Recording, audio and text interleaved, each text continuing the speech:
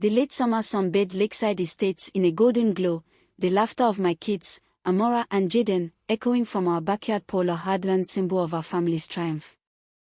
I'm Nathan Reynolds, a 35-year-old software engineer, married to Lina, a fierce civil rights attorney.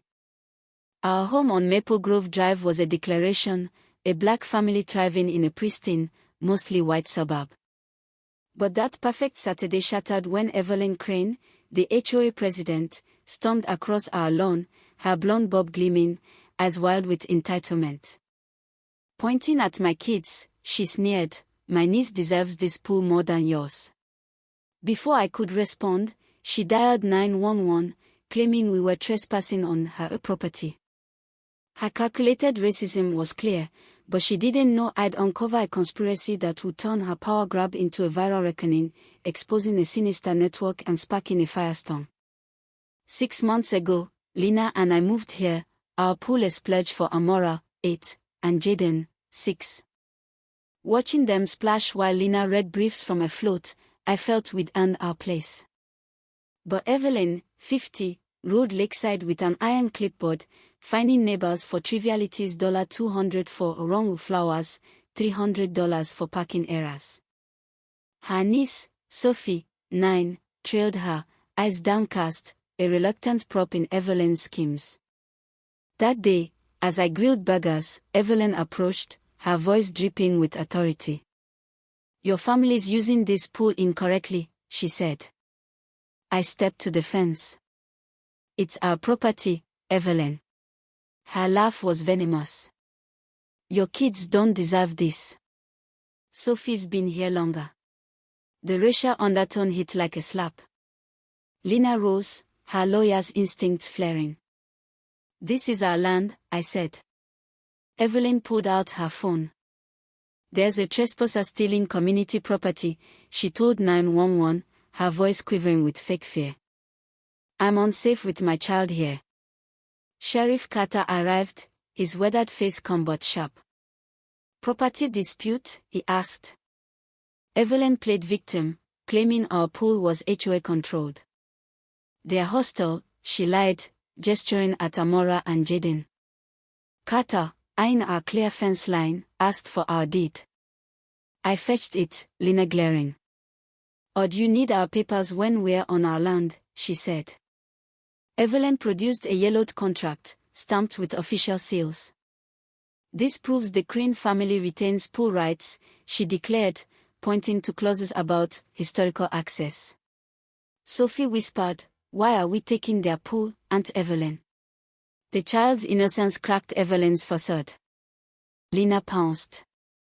"That notary seal's from 2021, not 2008 as claimed." Evelyn paled but doubled down.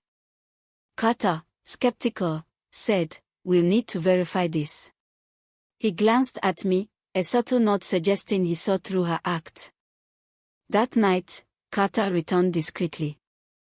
"Evelyn's part of a neighborhood preservation alliance, targeting minority families to keep suburbs white," he revealed, showing photos of her meeting conspirators. "They pick successful families like yours to drive out, using fake documents and psychological pressure." He dropped a bombshell. Sophie wasn't Evelyn's daughter but her niece, orphaned and coached to cry for sympathy. My stomach churned. "They've displaced 12 families in 3 counties, Carter said. I called Lina. "We are not leaving," she vowed. "This is bigger than us." The next morning, Mrs. Lou, our elderly neighbor, arrived with an old analog recorder. "My husband taught me surveillance," she said, handing over tapes of Evelyn coaching Sophie to cry on cue and plotting with a coordinator to target us. "They think I'm just an old woman, but I hear everything," Lou said. Sophie, biking to our door, tears streaming, clutched a notebook. "Aunt Evelyn's lying," she sobbed, revealing pages of her aunt's plans, our routines, income, even of vulnerability metrics. Lina hugged her. "You're safe now." My lawyer friend, Rachel Kim, analyzed Evelyn's contract. "It's forged," she said. "The papers aged artificially, and the notary's fake." Loose tapes captured Evelyn's voice. The Reynolds pool is perfect for optics. We'll use Sophie's tears to push them out. Another tape had Sophie asking, "Why are we mean to nice people?" Evelyn's cold reply, "They don't belong here, sweetheart." My blood boiled. Rachel confirmed the alliance was funded by the Heritage Conservation Group, tied to developers and local officials, with Evelyn's ex-husband, a fraudster, linked to their deepfake tech. We planned a public expose with Carter and FBI agent Torres. "We'll live stream it," Torres said. "Evelyn thinks she's winning. Let her incriminate herself." Saturday, we set up cameras in our living room, Lou's analog device as backup. Torres warned, "Once we go live, they'll fight dirty." The stream, hosted by at Lakeside Justice, a local journalist named Carla Diaz, hit 150,000 viewers fast. Evelyn pounded our door, screaming, "You kidnapped Sophie." Inside, Sophie sat with Amora, coloring. Carter announced via intercom, "This is a federal investigation." Evelyn's rage exploded. "They don't deserve this pool," she yelled, her racism bare. I showed her forged contract, Lou played the tapes, and Sophie said, "You lied, Aunt Evelyn." They're kind. Viewers surged to 300,000 as Evelyn ranted, "Some families don't belong." Torres arrested her for conspiracy, fraud, and hate crimes, cuffs clicking as Carla's stream peaked. The fallout was seismic. Evelyn got 3 years, 12 alliance members were charged, dismantling their network. The stream hit 47 million views, sparking debates. Was public shaming too harsh, or was Evelyn's racism unforgivable? Some defended her community standards, others held our stand. Lakeside reformed its HOA, Lou leading a watch program for inclusivity.